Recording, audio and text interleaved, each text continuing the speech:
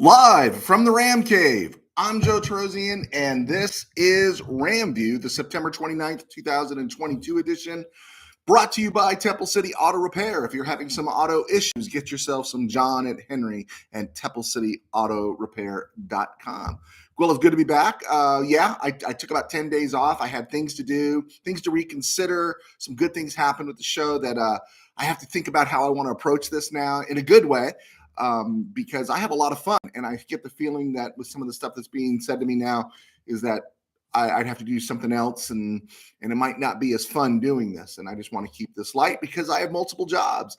But getting back to the Rams, it was a great win in Arizona the other day. We saw that. We saw what took place. They kept Kyler Murray contained. They did what they needed to do, and I think what I'm seeing now a lot is the media and everyone's looking for reasons to have issues with the Rams. And I'll go case in point. What are the Rams going to do at running back, right? And, there's fumbles and there's fumbles. And we need to look at that. You got to take the time to look at that Cam Akers fumble at the goal line. It wasn't the fumble in the fourth quarter where he was stripped in Tampa Bay, where the ball was stripped from him. And it wasn't the fumble late in the second quarter where he fumbled right at the goal line when he went down. No, when he fumbled here in Arizona on Sunday, you could see he's trying to move that ball across the goal line. Now, whether that's a good idea or not, you could be the judge of that. I understand that. But it wasn't what you would call your run-of-the-mill fumble. And, in an age where we've got StatCast and everything is diagnosed on whether or not, it's a smart play, bad play, high percentage of this, you got to look at it and see that there's not a problem there. And the Rams running back room, as long as it stays healthy, and as of now with Cam Akers and Darrell Henderson Jr., the running back room is fine. The media and the Rams media keeps to and the fans, some of the less, I'm going to say this, there's fans who are into the game, and there are fans who kind of show up. And the fans that show up, that spend most of their time, not all, most of their time at sports bars, and I'm not condemning people who go to sports bars, but they'll see that and they'll say, oh, he sucks. And then you can see the same stuff over again. McVay sucks. They got to do something. They got to get rid of quarterbacks. They got to change this. And it comes up all the time. And I see this with the Rams running backs. The Rams running backs are fine. And the Rams are going to be fine at running back as long as he's holding the ball between the tackles. Now, people are going after Cam Akers because of his yards per carry. He had 53 yards on the big drive, and scored the touchdown, but only 66 for the rest of the game and all that kind of stuff. Well, here's the interesting thing. If you're watching the game, did you notice early on the carries that Cam Akers was getting? I thought, I try to defer to other people sometimes, but when you're watching Cam Akers run the ball, he's running these outside zone, these stretch plays, right? And then when you see Darrell Henderson running the ball, they're running him between the gaps. They're running him between the tackles, and he was getting good chunks of yardage. When Cam Akers started picking up yardage on that third quarter drive, after the classic Stafford spin, sidearm sling laser to Cooper Kupp for a first down. The Rams that scored on that drive, and that was the drive that Cam Akers came alive, they weren't running those stretch outside zone runs. They were running up the gut with him, and you could see what he was doing. And again, I still question a lot of that sometimes when teams do that, is that this is the NFL. And if you think you're going to get outside or get an angle or get a corner on people on a regular basis, on a consistent basis with these athletes, you're crazy. The best thing to do is to go between the tackles, establish there before you go outside and get them vulnerable. And so there's no issue here with Cam Akers, right? There's no issue. Moving on as we get ready for Monday Night Football, getting ready for Frisco, and get ready for it. This is the Rams season opener tonight, right? They played their 3 preseason games. Though there was the 3 practice squad games scrimmages they had in August, and they came out week 1 against the Bills, and they looked terrible. They came out in week 2 against the Falcons, and for 3 quarters, they looked like the Rams. And then last week, it wasn't spectacular, but it was a division opponent. It was on the road, and they went in there, and they took care of business, and they did beat the Cardinals. And the Cardinals never really, let's be honest, never really threatened in this game.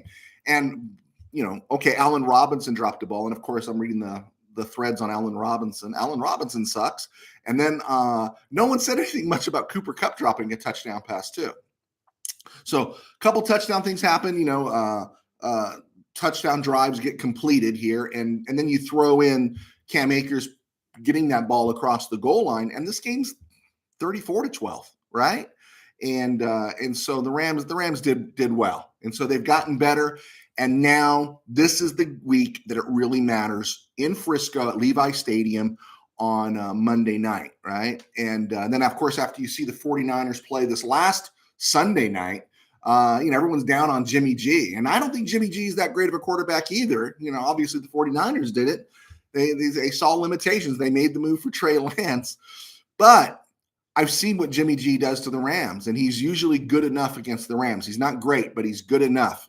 And it drives you crazy with those check down or just over the middle, the short passing game. They just eat the Rams up. It's 3rd and 4, and it's Hushek coming out of the backfield. It's 3rd and 5, and it's a flashing Deebo Samuel across the middle, and it just drives you crazy when you're watching that. And then every once in a while, there's a 15-yard shot down to George Kittle, and you're just getting so frustrated, right? So I understand that, right? And I understand why they would go for something better in Trey Lance, hopefully. But one of my struggles is that the Rams go to Levi Stadium and they just don't come out to play. They don't. And we'll get more into that later, but they start slow there. And I think another thing getting ready for Frisco is that, you read the Rams stats, and they really do need to dial up the pass rush a little bit more. But here's the thing. The stats say that, but Kyler Murray completed 37 of 58 passes and threw for 314 yards. His stats looked great against the Rams. They got 2 sacks, and the Cardinals were never in that game, right? Were the Cardinals ever in that game? They were never in that game, okay? And he threw for 37 of 58 for 314. Stats don't mean anything, okay? And if the Rams don't get sacks, do they get pressure? If they don't get are they getting a glove on the quarterback? And so it doesn't need to be measured in sacks on Monday night. It needs to be measured in, are you getting some pressure? Are you making life uncomfortable for Jimmy, for the Jimmer, right? And so those are things to think about. And then the bottom line, really, when you think about what the Rams is in the McSnead era, the Rams always seem to take the field at Levi Stadium not ready for the moment, right? They're not reading what's going on. For the 49ers, it seems like every time the Rams show up there in Santa Clara, the 49ers are ready for a playoff game. They're ready for the Super Bowl. And the Rams always seem to come out timid, get smashed in the mouth, and end up having to play catch up. I mean, this happens with Jared Goff. It happened with Matthew Stafford last year. And really what needs to happen is the Rams got to come out and be aggressive. And they have to come out smashing the ball. What we were talking about with those running backs, get rid of the stretch plays, get rid of the outside runs as part of a feature part, and pound it between the tackles and punish them. The 49ers are coming off a really physical game against Denver. That was a physical game, right? The 49ers are a physical team, but they are a team that is banged up. The 49ers, as of right now, are going to be without Trent Williams, Jimmy Ward, Elijah Mitchell, Azeez Al-Shaair, and many others are banged up. They're all out Monday night. Eric Armstead, we don't even know if he's going to play. He's kind of questionable, which means he might see the field. So the Rams have to come out and just be physical and really punish this team, because the 49ers are an older team. You got George Kittle on the field. He's going to get hurt. Did you see the hits that Deebo Samuel was taking against the Broncos? And they keep giving him the ball because they don't trust anybody in their backfield and everybody's hurt, right? Well, that's going to wear them down. We know this. By the end of the year, they're going to be beaten up even more, and they're an older team. And so their window is closing. And so what the Rams need to do is come out and be physical. I like the Rams 17-13 on Monday night. That's subject to change. That's not my final one. I'll post my final one in Ram Cave or game day in the Ram Cave, and we'll go from there. So I mentioned the 49ers who are out: Trent Williams, Jimmy Ward, Elijah Mitchell, Azeez Al-Shaair, and several others who are banged up.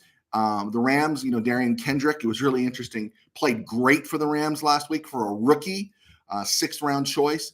He had a concussion, right? And they say he's still in protocol. So I'm going to guess he doesn't play, or maybe not. I'm not sure. Kobe Durant, he played the week before. He was the third-round draft pick or fourth-round draft pick that played really well against Atlanta before going out with a hamstring injury. And so both these guys are questionable going forward. Brian Allen is still a couple weeks away. I even saw something there where they're thinking of maybe saving him until after the bye week, which I got no issue. The Rams have an early bye this year. Coleman Shelton is not grading out well at center, but in the 2 wins, he's hardly been a liability. And so the Rams offensive line, have you looked at the numbers on Noteboom? Have you looked at the numbers on Havenstein? Have you looked at the numbers even on David Edwards? They've all come up since that week 1 disaster against Buffalo, and also doing a pretty good job at right guard is Alaric Jackson. And the better question regarding Coleman Shelton is, when Brian Allen comes back, is Coleman Shelton the better answer at right guard than Alaric Jackson? And I think there's some good debate there, because Alaric Jackson is bringing size, and he's playing well right now. This 49er game will be a big test, and we're going to see. David Long has a groin injury. Jordan Fuller, hamstring injury. I'm worried about Jordan Fuller, right? I'm waiting to see the Jordan Fuller from 2020. We didn't get that Jordan Fuller in 2021, and we've really not seen much of him in 2022. Something to keep an eye on. I was looking at the transaction wire here. Rams activated Jacob Harris from the practice squad on Saturday. He played on special teams on Sunday, and then on Monday he was sent back to the practice squad, which struck me as interesting because as of today, right now at this moment on Thursday, about 11 a.m., Lance McCutcheon is still on the active roster. And so that's interesting. It's really interesting. And of course, at what point, is there an official word or acknowledgement regarding Tutu? I played 3 snaps on Sunday Atwell versus, say, Brandon Powell, or even getting a Lance McCutcheon on the field. Now, they did target Tutu once on the deep ball. So I'm hopeful, but I just find myself unable to keep making this case for Tutu Atwell, because I believe the Rams drafted him for a reason. I believe they liked him. They said he played well. Then they held him out during the preseason. And so you're thinking, okay, he's going to get incorporated. But the guy I'm seeing all the time is Brandon Powell. And so you're wondering, if Brandon Powell is filling this role, well, what's Tutu doing? What's Tutu doing? So it's still too early. 2nd round pick, 57 overall. That's tough to give up on less than 2 seasons in. So we'll see. All right. So just around the league a little bit tonight. The Dolphins are going to Cincy. I don't know. The love I hear for Joe Burrows, to me, feels really over the top. It's like a lot of guys have a man crush on Joe Burrows. And I think Joe Burrows is good. I think he's really good. I think the Bengals caught fire at the right time. I think, they had some fortune go their way. I think they had a Kansas City team that had just beat the Bills the week before. And I think they had a Kansas City team that got a little too full of itself, and they took advantage. Good for them. They had some big breaks go their way against the Rams. And for everything I hear about how great Burrows is, they didn't finish. They didn't finish against the Rams. They had breaks go their way, bad calls and different things go their way against the Rams in the Super Bowl. And I keep hearing about how great Joe Burrow is, but they didn't finish, did they? They did not finish. And so I just like to slow the hype on Joe Burrow. I'm not saying he's not good or very good or can't be great, but I'm sick of hearing how he's the next greatest thing, since sliced bread, right?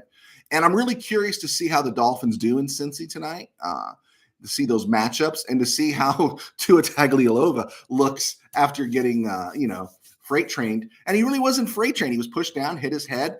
And I don't know. To me, it's a tough sell to say it was his back, right? The way he's stumbling around out there, it didn't look too good. And then since we're local here, we've already talked about the Cardinals last week. We talked about the 49ers this week. Hey, we're seeing right now what's playing out for the Seattle Seahawks. Raiders are 0-3. We called that last week in RamView. We said the Raiders were going to lose in Tennessee. They're going to start 0-3, but don't panic. Don't panic. And I truly believe, as I talked about this a little bit in FanView this week is the Raiders have a shot against Denver because Russell Wilson does not look like Russell Wilson. Not the Russell Wilson going back to 2018. He just doesn't, right? I wrote that in FanView a couple days ago. And he never struck fear. As a Ram fan, he never struck fear in my heart. I'll tell you, I feared Jimmy Garoppolo or whoever's playing quarterback for the 49ers more than I ever feared Russell Wilson or Kyler Murray. There's just something about the 49ers having the Rams number. But Russell Wilson doesn't look right. I'm sorry. He just doesn't. Things just does not look right. And so the Raiders have a shot. That game, I believe, is in Vegas, and I think they're going to get off the snide against Denver because I think the hype on Denver is a little high. I think those receivers in Denver aren't what everyone was saying they were. I think Curtin Sutton's okay. Jerry Jeudy, I got him on my fantasy team, so I have a right to complain about Jerry Jeudy. And then it brings us to the Chargers, and I put this put part of this in FanView. The Chargers, man, they're cursed, right? And Rashawn Slater gone for the year, Joey Bosa on IR, Justin Herbert, the rib, Keenan Allen, Corey Linsley, J.C. Jackson. And I talked about that in FanView, and I said they're cursed, but I was trying to find out what's the origin of the curse. What's the origin of the Charger curse besides Dean Spanos being an owner? They got a great GM. They got a great quarterback. I'm not 100% on Brandon Staley. I'm kind of like, maybe this guy's just a coordinator. So what's the curse? And so I did some looking, and I remember what the curse was. When your coach goes 14-2 in 2006, and then you fire him, right? Marty Schottenheimer. And then you don't just fire Marty Schottenheimer after he goes 14-2 in 2006. You replace him with, drum roll please, or funeral dirge, you replace him with two-time loser prior to that, Norv Turner, right? You fired Marty Schottenheimer right after he went 14-2. He was 47-33 as head coach in 5 seasons for the Chargers, coming to a team doing a rebuild. They go 14-2 in 2006. Philip Rivers at the start of his career. LaDainian Tomlinson's at the height of his career. This team is still very popular, still doing well down there in the Murph. I know it's Qualcomm, but it's going to be the Murph if you're a sports writer. And they lost in the first round of the playoffs to the Patriots, 24-21. Now, I was watching this game. I don't know if you remember this game in January of 2007. They were up 21-13 with about 6 minutes left. And the Patriots are at midfield. It was on 4th down, and Brady gets picked off by Bolts safety Marlon McCree. And it looks like, whoa, this Patriot dynasty is done. It's over. And then McCree fumbles the ball. Same play. Intercepts it. If he goes down, if he's tripped, if he goes down, the drive stalled. San Diego takes over. I was ready to say LA there. San Diego takes over, and they move downfield. If they don't even score, they still got an 8-point lead. And if they just pound the ball with Tomlinson, they bring it down to even less time, probably under 4 minutes, right? If not scoring or turning it into a field goal. But McCree fumbles the ball. Brady rallies, of course. They get a touchdown, 2-point conversion, and then Gostkowski kicks a field goal, and they win. The Chargers missed a field goal, 54-yard field goal late. Chargers missed a field goal, right? There's no mystery there. That's another part of the curse. But then when it was over, a month later in February, they fire Marty Schottenheimer because he can't get along with A.J. Smith, the GM. And they hire Norv Turner. That is a curse. That is a curse. And the Chargers have had won a couple playoff games since then, but they've never been that kind of a threat. And I wonder, if they had won that game, if they just won that game, maybe they make a Super Bowl appearance in 2006, right? Who was there in 2006? Was that the Colts year? Yeah, that was the Colts year. Maybe they don't beat the Colts, but maybe they beat the Colts, right? The Colts weren't overly impressive in that Super Bowl against the Bears, right? If the Chargers had gone to the Super Bowl and played the Chicago Bears with Rex Grossman at quarterback, the Bolts very well might still be in San Diego, and they might have a Super Bowl ring, and they might have a flag. I was trying to, as a Ram fan, trying to put my way of thinking into the head of a Charger fan, because I haven't met too many Charger fans, but I look at this thing. You guys are cursed. Rashawn Slater, best young left tackle in the NFL. Joey Bosa, he's a Bosa. The Bosas are always banged up, but still, you line Bosa up with Khalil Mack, Derwin James, right? You got something special there. Justin Herbert, and again, your head coach. Honestly, Brandon Staley, I don't know. How do you let that guy play in a game you're losing in the fourth quarter by 28 points? I don't care if he's a gamer. I don't care if he's a baller. I don't care if he wants to play. I pull Justin Herbert. You're gone, dude. You're gone, right? And you're sitting, and Chase Daniels is going to earn some of that $41 million that he's made while playing in the NFL. And then you got Keenan Allen again out. Corey Linsley, the center, out. That's it. Your starting center, Corey Linsley, is out. Your quarterback's got a rib injury, and you're still keeping him out there. So I have an issue with Brandon Staley. And so, the Chargers are cursed. And so, I think there we go. I got 20 minutes in. It feels really good to talk Ram football. Had to get back in the rhythm there. I'm looking at the top of this. I don't think I worded some things right. Cam Akers is not an issue, right? Cam Akers is not an issue. Jimmy G does make me worry, even though he's not great. The Rams do need to dial up the pass pressure, not because the stats say they just need to put pressure on Jimmy G, and they need to come out strong, and they need to come out aggressive against 49ers on Monday night. We talked about the injuries.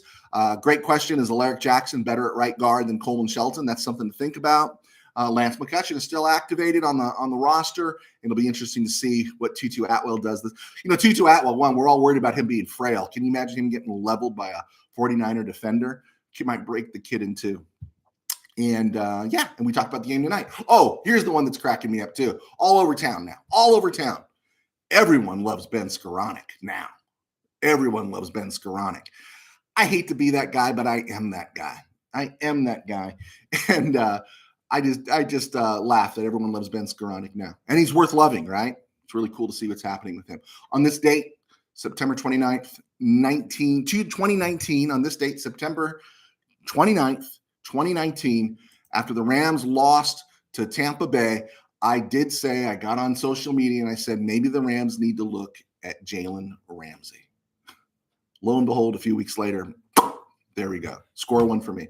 Okay, guys, I had fun. I'm Joe Terosian, and this is RamView, and I hope to be back in a regular rhythm now if I've worked some things out. Thank you for the support. Thank you for the encouragement. Please leave your comments, hit like, and subscribe. We're going to post this on iHeart and Spotify, and we'll just keep having some fun. We'll keep talking Ram football. Take care. God bless.